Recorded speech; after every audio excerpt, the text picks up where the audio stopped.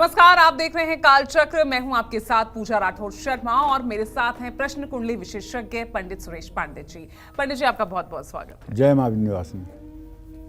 एक मंत्र, एक पाठ और एक उपाय दूर करेंगे आपकी 30 परेशानियां। देखिए कालचक्र। जी हाँ, हम सभी की लाइफ में बहुत से उतार चढ़ाव और परेशानियां आती हैं जिन्हें हम हंसते हंसते पार कर भी लेते हैं। लेकिन कुछ परेशानियां और मुश्किलें तो ऐसी होती हैं कि दूर होने का नाम ही नहीं लेती। और इसीलिए आज पंडित सुरेश पांडे जी आपको आपकी परेशानी के अनुसार एक मंत्र, एक पाठ और एक उपाय बताएंगे जो आपकी परेशानियों को हमेशा हमेशा के लिए दूर कर देंगे। तो बने रहिए कालचक्र के साथ। साथ ही अगर आपका भी कोई सवाल है तो आप हमें फोन कर सकते हैं। हमारा नंबर नोट कीजिए और लगातार टीवी स्क्रीन पर फ्लैश भी हो रहा है 0120-665-2411। अब अपनी चर्चा को शुरू करते हुए बात करते हैं उन लोगों की जिनको कोर्ट के मामलों में तारीख पर तारीख मिलती रहती है, जो कानूनी मामलों में सालों से परेशान हैं और जिनकी मैरिड लाइफ डिस्टर्ब चल रही है। ऐसे लोगों को किस एक पाठ का जाप करना चाहिए और कौन सा महा उपाय करना जरूर चाहिए, वो चलिए पंडित जी से जानते हैं। पंडित जी, कानूनी पचड़ों में फंसे हुए हैं, राहत नहीं मिल पा रही है, मैरिड लाइफ डिस्टर्ब चल रही है, उनके लिए क्या मंत्र, क्या पाठ, क्या उपाय? देखो पूजा, ऐसा है, मनुष्य को सुख और दुख ये उसके प्रारब्ध के अनुसार मिलते हैं, ऐसा हमारे सनातन धर्म की मान्यता है। जो जिस तरह का कर्म करता है और फिर जिसका अगला जन्म होता है, उस अगले जन्म में पुराने जन्मों के जो कर्म होते हैं वो सुख दुख के कारण होते हैं। और कभी कभी तो पिछले 100 जन्मों के कर्मों का फल आदमी को भुगतना पड़ता है। आदमी कहता है कि मैंने अपने इस जीवन में कभी कुछ बुरा नहीं किया, किसी का अहित नहीं किया, कोई गलत काम नहीं किया, जहाँ तक होश में होकर के मैं सोचता हूँ, फिर भी मुझे दुर्दिन का सामना क्यों करना पड़ रहा है। बिल्कुल। इसके पीछे जो कारण है वो ये है कि आप नहीं जानते कि आपका प्रारब्ध क्या रहा है। इसी तरह से गीता में भगवान श्री कृष्ण कहते हैं, शुचि नाम श्रीमताम गेहे योग भ्रष्टो विजायते। जिन लोगों का योग पूरा नहीं हुआ है और जिन लोगों का योग अधूरे पर रह गया है और जिन्होंने शरीर का त्याग कर दिया है, वो लोग भी स्वर्गाधिक लोकों में रह करके और श्रीमान कुल में अच्छी माता और अच्छी पिता के संतान होते हैं और अपने योग को पूरा करके पुनः परम गति को प्राप्त होते हैं। जी। तो कहने का आशय यह है कि अगर ये मनुष्य शरीर मिला है तो सुख और दुख एक सिक्के के दो पहलू की तरह जीवन में रहेंगे। लेकिन सनातन धर्म में उन दुखों से बचने के उपाय बताए गए हैं। जैसे गीता में, गीता का जो महात्म्य है उसमें वेदव्यास लिखते हैं, गीता अध्ययन शीलस्य प्राणायाम परस्य च नैवम संति पापानि पूर्वजन्म कृतानि च। इस विषय पर मेरा अनुभव जो है वो मैं आपको बताना चाहता हूँ। अगर कोई आदमी नित्य 5 बार नाड़ी शोधन प्राणायाम करे, नाड़ी शोधन प्राणायाम क्या है भैया? 20 सेकेंड आप अपनी सांस को खींचिए, 80 सेकेंड अपनी श्वास को रोकिए और 40 सेकेंड अपनी श्वास को छोड़िए। और एक मंत्र है, ओम भू ओम भुवः ओम स्वः ओम महः ओम जनः ओम तपः ओम सत्यम ओम तत्सवितुर्वरेण्यं भर्गो देवस्य धीमहि धियो यो नः प्रचोदयात् ओम आपो ज्योतिरसो अमृतम ब्रह्म भूर्भुवः स्वरोम। अगर इस मंत्र का 9 आवृत्ति एक सांस में आप पाठ कर लें तो निश्चित रूप से आपका योग सिद्ध हो जाएगा और आपके पूर्व प्रारब्ध नष्ट हो जाएंगे। तो कहने का मतलब कि यदि आपको कोई कानूनी मामलों के कारण परेशानी हो रही है, वैवाहिक जीवन में एक दूसरे के प्रति विश्वास कम हो रहा है, भाई बहन के सुख से वंचित हैं, तो आपको रुद्राष्टक का रोज पाठ करना चाहिए। ये रुद्राष्टक रामचरितमानस में लिखा हुआ है, नमामि समीशान निर्वाण रूपम विभुम व्यापकम ब्रह्म वेद स्वरूपम। तो कहने का मतलब ये आप उत्तरकांड में ये रुद्राष्टक का पाठ है रामचरितमानस में। इसका अगर आप रोज पाठ करना शुरू कर दें, और आज के ज़माने में वैवाहिक जीवन में समरसता बनाए रखने के लिए पति पत्नी के मोबाइल का पासवर्ड एक दूसरे को पता होना चाहिए और कुछ छिपा करके मत रखिए अपने पत्नी से, या अपने पति से कुछ छिपा करके मत रखिए, तब विश्वास में कभी कमी नहीं आएगी। और रुद्राष्टक का पाठ करने से, भगवान शिव की आराधना करने से किसी भी प्रकार का अगर सामंजस्य में कमी हो रही है या कानूनी विषमता के कारण जीवन में परेशानियां आ रही हैं, तो उन सब चीज़ों से राहत मिलेगी, इसमें कोई दो राय नहीं है। जय मां विंध्यवासिनी। चलिए अब अपने डिस्कशन को आगे बढ़ाते हैं। और बिना गलती के अगर आप भी कानूनी शिकंजे में फंसते जा रहे हैं, सट्टे और जुए में अपना पैसा बर्बाद कर रहे हैं, तो किस एक पाठ और उपाय की जरूरत आपको है ताकि आपकी परेशानी हमेशा के लिए दूर हो जाइए? तो पंडित जी से ये भी जान लेते हैं। पंडित जी, अब इसके लिए आप उपाय, पाठ और मंत्र क्या बताएंगे?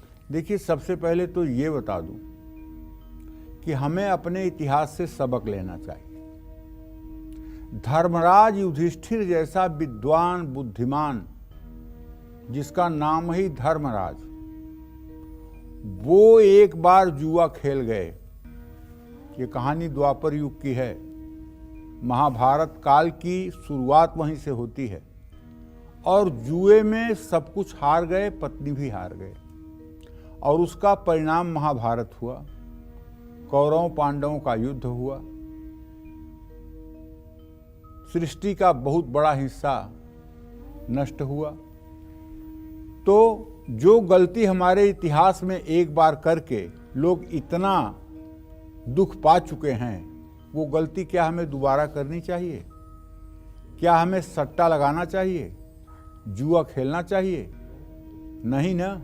अगर आप जुआ खेलते हैं, अगर आप सट्टा लगाते हैं, तो आप विश्वास करिए, धर्मराज युधिष्ठिर के साथ तो कृष्ण थे, वो बच गए, लेकिन आपके साथ कौन से कृष्ण हैं कि आपको बचाएंगे? इसलिए उपाय तो मेरे बाद में करिएगा, पहले अपने आदतों पर, अपने दिमाग पर कंट्रोल तो करिए। रातों रात अरबपति बनने का सपना तो छोड़िए, अपने मेहनत, अपनी मजदूरी पर भरोसा तो करिए। और उपाय आप मेरे लाख करिए, लेकिन अगर आप क्रिकेट में सट्टा लगाते रहेंगे, जुआ खेलते रहेंगे, तो उपाय आप करते रहिए। पापी व्यक्ति का किया हुआ कोई धार्मिक कार्य कभी सफल नहीं होता। अगर सफल होता तो रावण का भी यज्ञ निकुंभिला पर सफल हो जाता और रावण की जीत हो जाती, राम हार जाते। इसलिए पाप कर्म करने वालों की कोई पूजा आराधना सिद्ध नहीं होती है। इस बात को कान खोलकर सुन लीजिए। आचरण शुद्ध रहेगा, विचार शुद्ध रहेगा, कर्म सात्विक होंगे, तो पूजा उपासना आपके लिए देसी घी का काम करेगा। और यदि आचरण अशुद्ध है, कर्म शास्त्र के विपरीत है, तो चाहे जितना पूजा उपासना करिए, कोई फल नहीं मिलने वाला है। जैसे आप जंगल में रोएं और कोई सुनने वाला नहीं हो, उसी तरह से आपकी पूजा व्यर्थ जाएगी। लेकिन अगर आप बिना किसी गलती के कानूनी मामलों में बुरी तरह से फंस चुके हैं, सट्टे और जुए के कारण बहुत ज्यादा धनहानि हो गई है, संतान के कारण तनाव की स्थिति हो रही है, बुढ़ापे में बहुत अपमान हो रहा है, तो शिव पंचाक्षर स्तोत्र का पाठ करें। क्या है शिव पंचाक्षर स्तोत्र?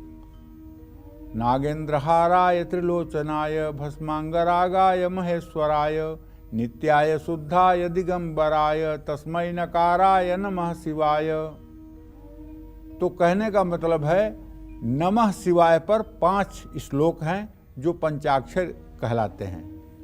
नित्य कर्म पूजा प्रकाश की किताब ले लीजिए, या स्तोत्र रत्नाकर किताब ले लीजिए, या स्तोत्र रत्नावली किताब ले लीजिए, उसमें शिव पंचाक्षर स्तोत्र है।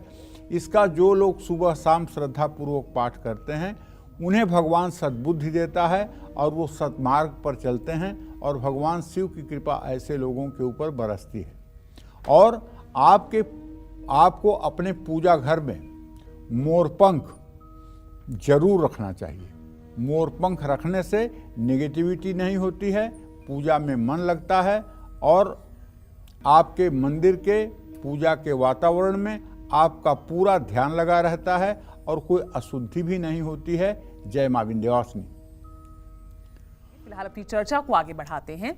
बढ़ते कंपटीशन की वजह से अगर आपको कारोबार में नुकसान उठाना पड़ रहा है, किस्मत हमेशा आपका साथ छोड़ देती है, तो किस एक चीज का पाठ और कौन सा महाउपाय आपकी किस्मत संवार सकता है? चलिए पंडित जी से जानते हैं। पंडित जी, किस्मत साथ नहीं दे रही है, कारोबार में नुकसान हो रहा है, कैसे कोप अप किया जाए? क्या उपाय, क्या मंत्र? देखिए, जिन लोगों की जन्म कुंडली में भाग्य भाव का स्वामी 8वें भाव में, 6ठे भाव में या 12वें भाव में उपस्थित होता है, या जिन लोगों के भाग्य का स्वामी अस्त होता है, या जिन लोगों के भाग्य भाव के स्वामी पर शनि राहु केतु की दृष्टि होती है, या शनि राहु केतु भाग्येश के साथ होते हैं, ऐसे लोगों का भाग्य सचमुच में साथ नहीं देता है।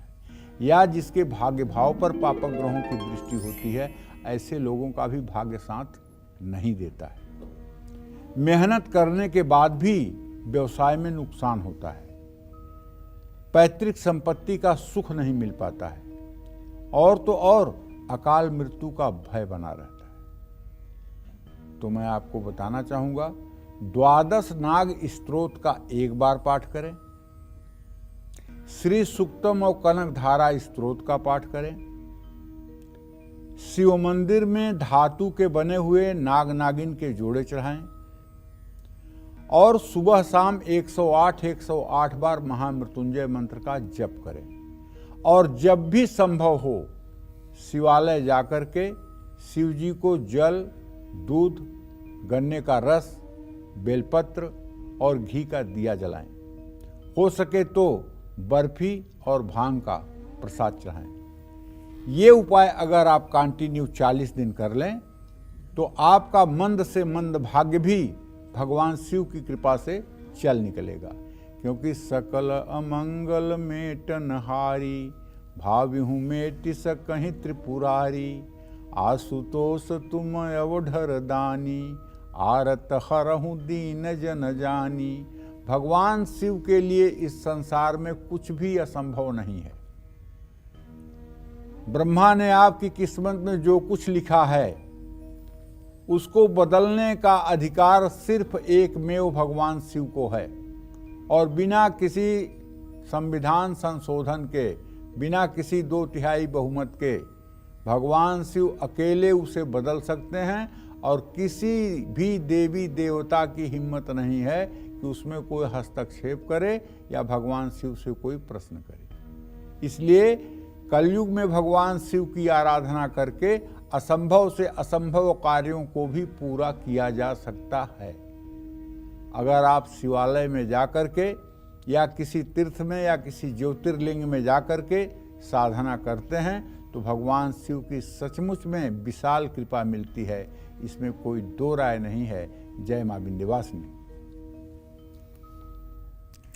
बेवजह आपके कैरेक्टर पर उंगली उठ रही है, विरोधी हमेशा नुकसान करने की ताक में रहते हैं, तो ऐसे में किस एक मंत्र का जाप करें और किस भगवान को क्या भोग लगाएं? चलिए पंडित जी से जानते हैं। पंडित जी, इसके लिए आप बताइए, ये बहुत परेशानियां हैं और खासकर जो लोग नौकरी कर रहे हैं उनके लिए इस तरह की दिक्कतें काफी आती है। कोई ना कोई शत्रु आपका कब पैदा हो जाए नहीं पता चलता। देखो, नौकरी कर रहे हैं या व्यवसाय कर रहे हैं, बिल्कुल, या जीवन में कोई कार्य कर रहे हैं, कोई लोग ऐसे होते हैं कि इतनी बदनामी समाज में हो जाती है कि जीवन जीने की इच्छा शेष नहीं रहती है। और ये तब होता है पूजा जब जन्म कुंडली के 10म और 11 भाव में पापक ग्रह हो जाते हैं और वो दशा महादशा अंतरदशा चलती है, तो आदमी के सर पे इतना बड़ा कलंक लग जाता है, इतनी बड़ी बदनामी हो जाती है कि आदमी को समाज के सामने फेस करने में बहुत बड़ी मुश्किल होती है। बिल्कुल। और गैर तो गैर अपने भी मुंह फेर लेते हैं। अगर आपकी कुंडली में भी 10म और 11 भाव में पापक ग्रह है तो आपको सावधान रहना चाहिए अपने कीर्ति के रूप में, क्योंकि आपको कभी भी बहुत बड़ी अपकीर्ति मिल सकती है। कहते हैं ना कि अगर स्वास्थ्य गया तो फिर ठीक हो जाएगा, धन गया तो फिर आ जाएगा, लेकिन अगर चरित्र गया तो सब कुछ गया। अगर आपके कैरेक्टर पर उंगली उठने लगे, बृहस्पति और शुक्र आपके तृतीय भाव में बैठे हुए हैं, जिनसे आपका कोई मतलब नहीं वो भी आपकी शिकायत करने लगे, वो भी आपसे दुश्मनी करने लगे, तो आप समझ जाइएगा कुछ स्टार ज्यादा ही बुरे हैं। ऐसे में आपको शिव मंदिर में बैठ करके, शिवालय में बैठकर, क्षमा करें शिव मंदिर नहीं शिवालय, मंदिर तो जिसका छत चिपटा होता है वो होता है, शिवालय वो होता है जिसमें पिरामिड होता है ऊपर। शिवालय में बैठकर महामृत्युंजय मंत्र का 10 माला जप आपको करना चाहिए और ये उपाय कम से कम 150 दिन तक करना चाहिए। भगवान शिव का पंचामृत से अभिषेक करना चाहिए और अगर आपको रुद्र सूक्त याद है, अगर आपको रुद्र सूक्त पढ़ना आता है, रुद्रा अष्टाध्यायी के 5वें अध्याय के 16 मंत्र रुद्र सूक्त कहलाते हैं। उन 16 मंत्रों से अगर आप भगवान शिव का अभिषेक कर रहे हैं या मंदिर में जो पुजारी हैं शिव मंदिर में उन्हें रुद्र सूक्त आता होगा, उनसे आग्रह करें कुछ दक्षिणा दें और वो रुद्र सूक्त बोलें और आप पंचामृत से शिवलिंग का अभिषेक करें, तो निश्चित रूप से ये उपाय 40 दिन करने के बाद आपको बदनामी से भी मुक्ति मिलेगी और आपको परेशानी से भी मुक्ति मिलेगी। खीर का सुंदर प्रसाद बना करके शिवालय में अर्पित करना चाहिए और उसका प्रसाद बांटना चाहिए। जय मां विंध्यवासिनी। और हमारे साथ इस बीच एक कॉलर जुड़ गए हैं, जालंधर से रेनू हैं। रेनू जी पूछिए सवाल। पंडित जी प्रणाम। हाँ सदा सुखी रहे, जोर से बोलिए रेनू जी। हाँ जी पंडित जी, मेरा डेट ऑफ बर्थ है 8 अक्टूबर 1963, सुबह 6:30 बजे मंगलवार। और मैं ये जानना चाहती हूँ कि प्रॉपर्टी का हमारा मेरी सास के साथ झगड़ा चल रहा है। नहीं सुनाई दे रहा है, आप क्या कह रहे हैं? पंडित जी हमारा हाई कोर्ट में केस चल रहा है मिलिंदर को और मेरी सास के साथ, उसके बारे में का केस चल रहा है? प्रॉपर्टी का जी। चलिए मैं बताना चाहूंगा, प्रॉपर्टी का केस आपका चल रहा है, आपके 10वें भाव का स्वामी चंद्रमा नीच राशि में है, आपको हाई कोर्ट के केस में सफलता नहीं मिलेगी और प्रयास करिए और मेहनत करिए। केस आपका कमज़ोर है।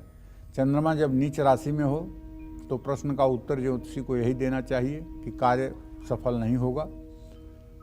अगर आप कार्य में सफलता चाहती हैं तो आपको 100 पाठ हनुमान चालीसा के, जब तक केस का निस्तारण नहीं होता तब तक हर मंगलवार को 100 पाठ हनुमान चालीसा के करने चाहिए।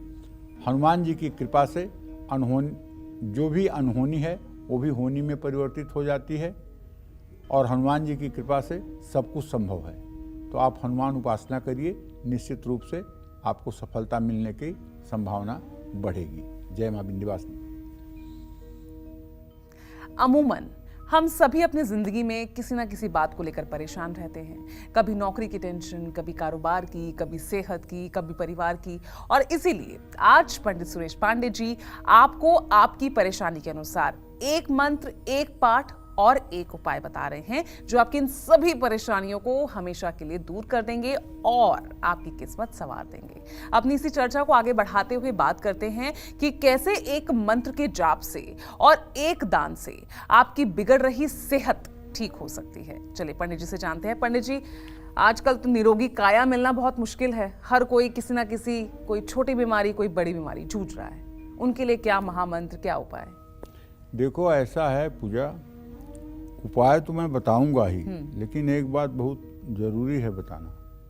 जरूरी ये है कि अगर आप अपने स्वास्थ्य को ज़्यादा नहीं 2 घंटी 48 मिनट का समय दें तो शायद ही आप रोगी होंगे। अगर 48 मिनट तक आप योग प्राणायाम नित्य करें और शारीरिक श्रम करें और समय से उठें, समय से सोएं, अपनी दिनचर्या को संतुलित रखें, तो संभवतः आप बीमार नहीं होंगे। बिल्कुल। और अगर एक बार बीमारी भी है तो उससे भी आपको निजात मिलेगी।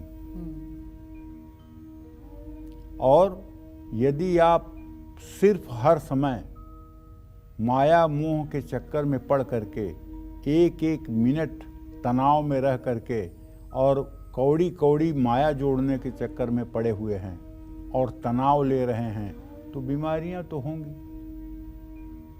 जब 3 घंटे में जलना है, पक्की बात है कि 3 घंटे में जलना है, अंतिम में 3 घंटे में जलना है, तो पूरे जिंदगी क्यों जल रहे हो?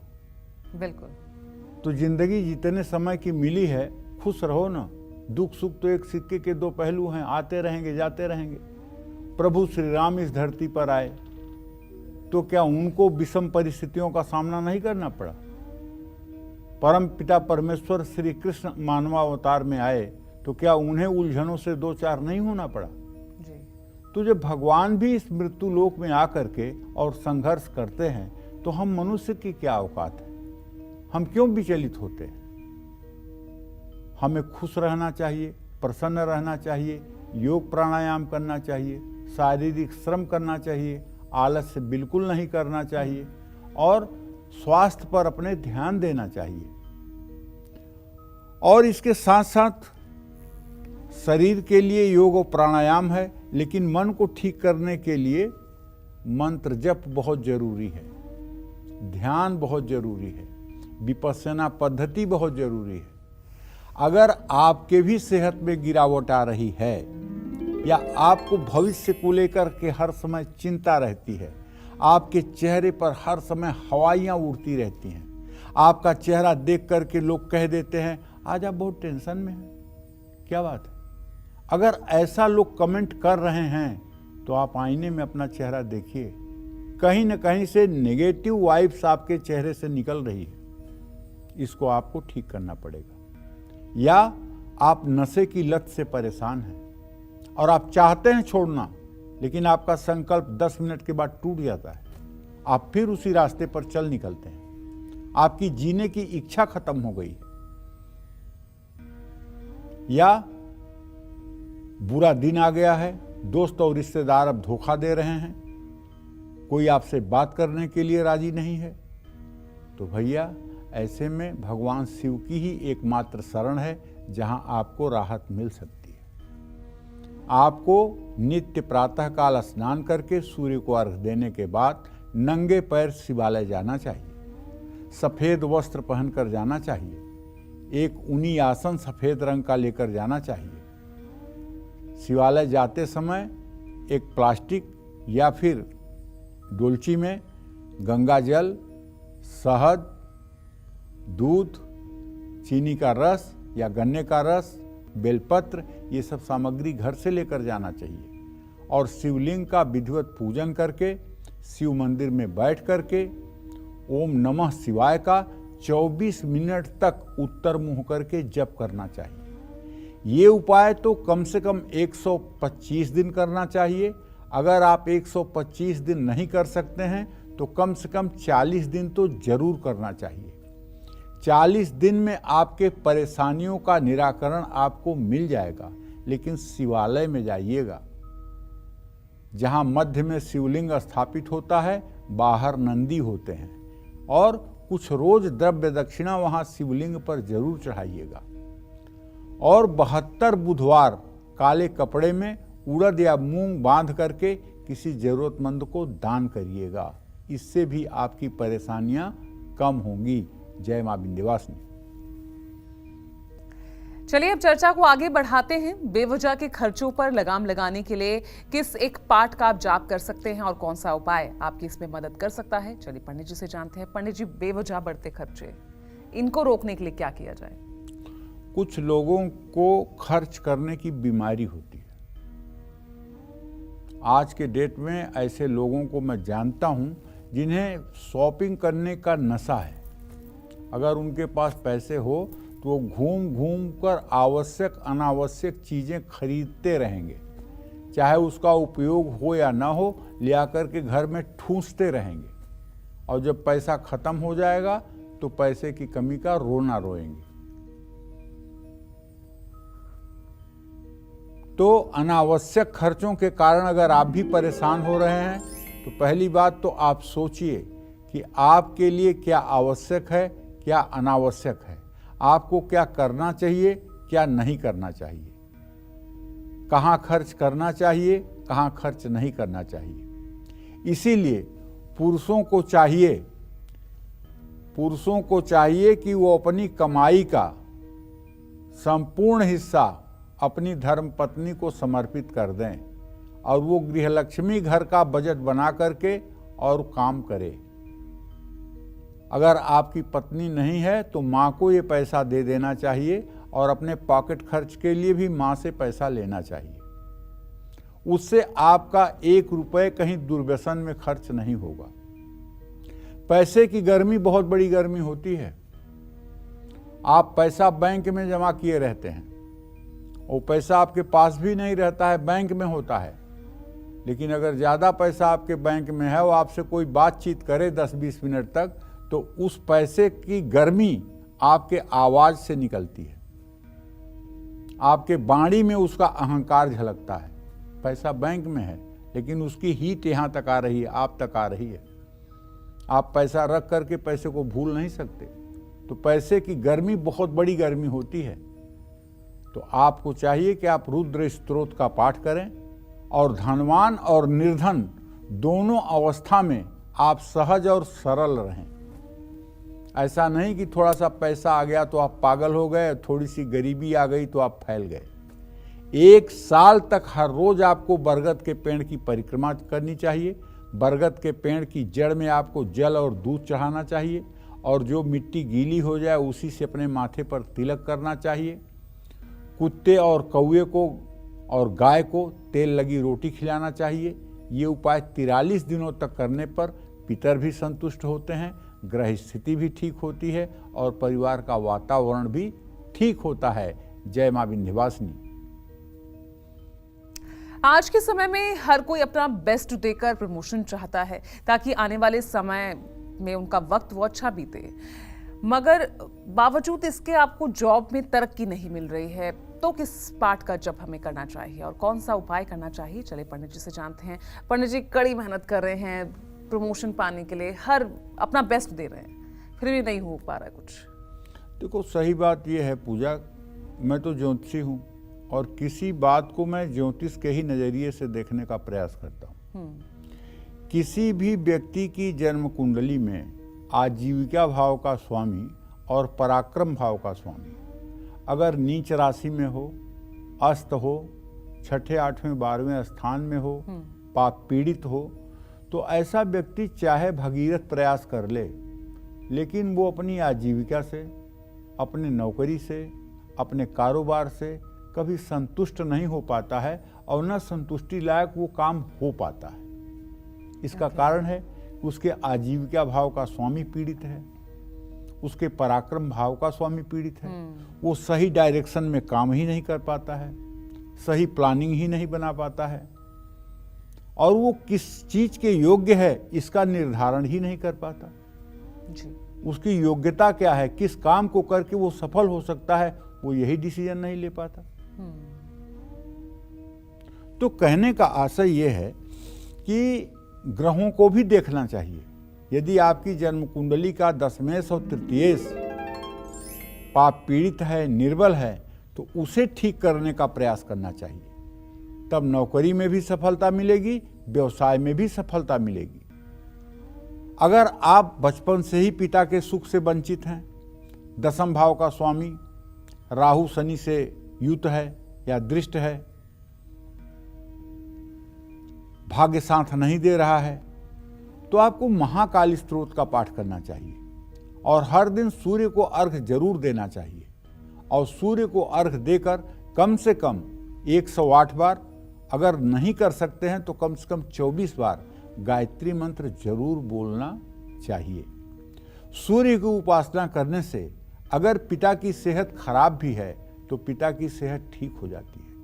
अगर सूर्य आपका नीच राशि में नीच नवांशक में है और आप अपने पिता के आज्ञाकारी पुत्र बन जाएं और पिता को प्रसन्न करने की कोशिश करें तो सूर्य ग्रह अपने आप ठीक हो जाता है।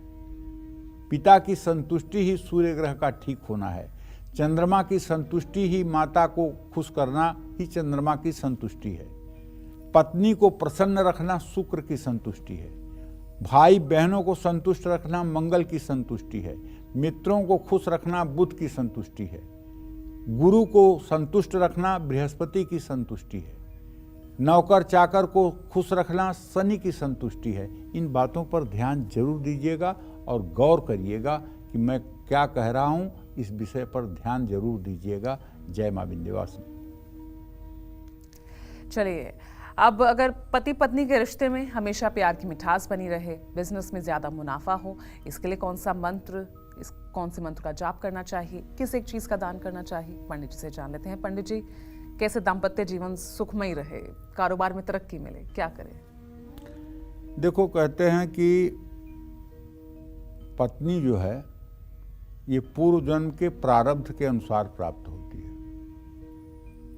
बाणी रसवती यस्य भार्या पुत्रवती सती लक्ष्मी दानवती यस्य सफलम तस्य जीवनम। जिसके वाणी में मिठास हो, वाणी रसवती यस्य भार्या पुत्रवती सती, और जिसकी पत्नी बेटों वाली हो और सती और पतिव्रता हो।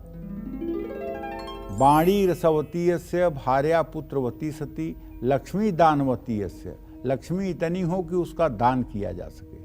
सफलम तस्य जीवनम, उसी का जीवन इस दुनिया में सफल है। और अगर आपके जीवन में, वैवाहिक जीवन में तनाव है, कारोबार में बदलाव करने के बाद भी सफलता नहीं मिल रही है, तो शिव मंदिर में बैठकर भैया कम से कम 24 मिनट तक ओम नमः शिवाय का जप करिए। अपने त्रिकुटी पर जो है भगवान शिव का कर्पूर वर्ण में, एकदम गौर वर्ण में ध्यान करिए। 11 नारियल मंदिर में दान करिए। अपने सिरहाने 11 मोरपंख बांध करके रख दीजिए और उसी बेडरूम में रोज सोते समय एक घी का दिया जलाकर, गाय के घी का दिया जलाकर तब सोने जाइए। दिया ऐसी जगह पे जलाइए ताकि उससे कोई चीज़ जलने का भय ना रहे, और दिया अगर ईशान कोण में जलाया जाए तो ज़्यादा अच्छा होगा। जय मां विंध्यवासिनी।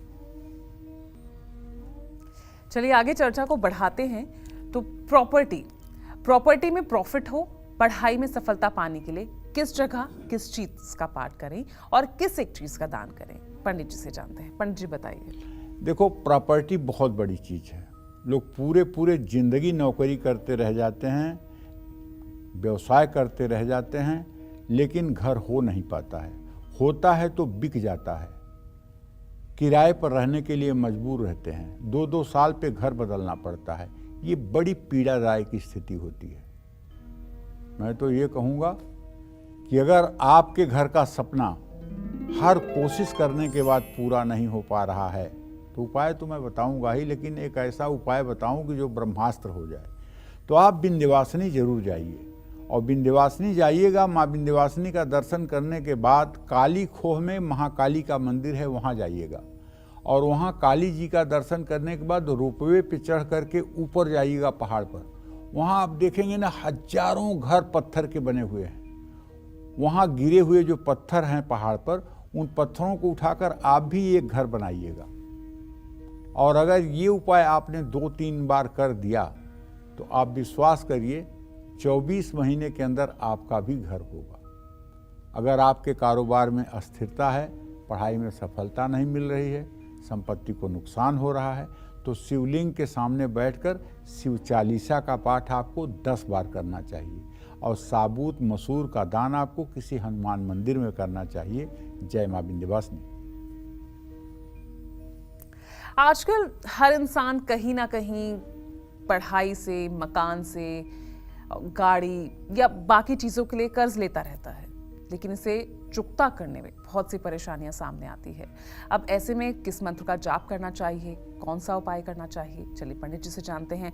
पंडित जी, देखा जाए तो आज हर कोई किसी ना किसी कर्ज के तले दबा हुआ है, कैसे छुटकारा पा सकते हैं? कर्ज कुछ लोगों के लिए स्टेटस सिंबल है।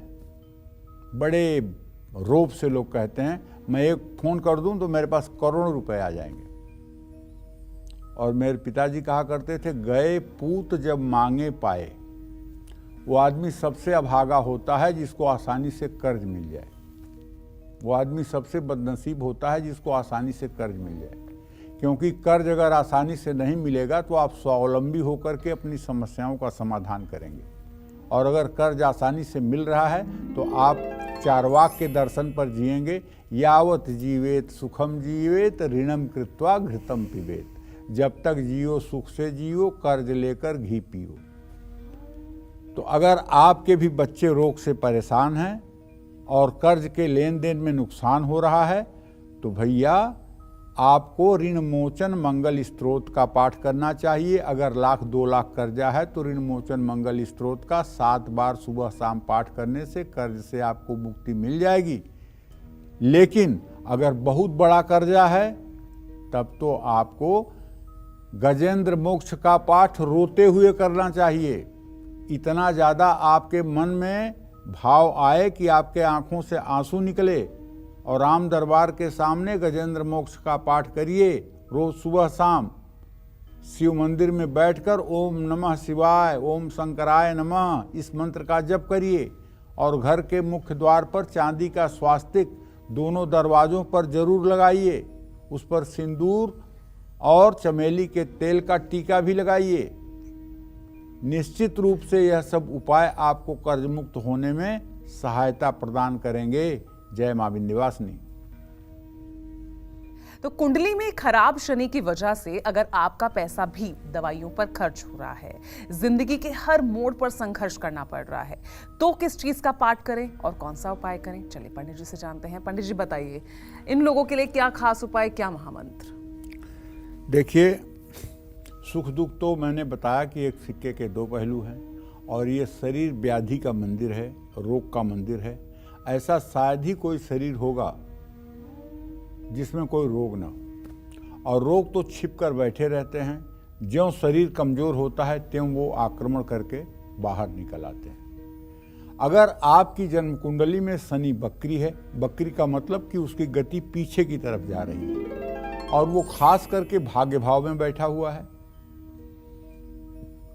या वो व्यय भाव में बैठ करके आपके रोग भाव को देख रहा है, या आपके सप्तम भाव में बैठा हुआ है, तो निश्चित रूप से अगर वो अस्त है या शुक्रस्त है तो बीमारी के कारण धन हानि होगी।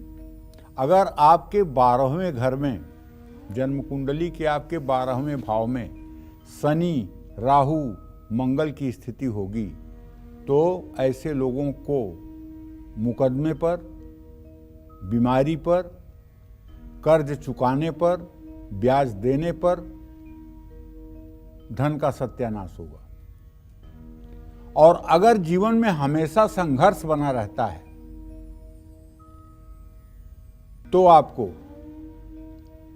शिवालय में जाकर के भगवान शिव की विधिवत पूजा आराधना करनी चाहिए, शिव महिम्न स्तोत्र का पाठ करना चाहिए, लाल चंदन में भांग पीसकर केसर मिलाकर महादेव का तिलक करना चाहिए। केवल लाल चंदन और केसर भी घिस करके अगर महादेव को त्रिपुंड लगाएं तो निसंदेह इससे आपकी मनोकामना पूरी होगी। जय मां विंध्यवासिनी। तो उम्मीद करते हैं आपको आज का हमारा ये विषय बेहद पसंद आया होगा। पंडित जी, आपका भी बहुत बहुत शुक्रिया इतने खास महामंत्र, महा उपाय दर्शकों को बताने के लिए। तो चलिए, कल फिर एक नए विषय और आपकी परेशानियों को दूर करने के ढेरों उपाय लेकर आएंगे हम पंडित सुरेश पांडे जी के साथ। तब तक के लिए कालचक्र की पूरी टीम को इजाजत दीजिए।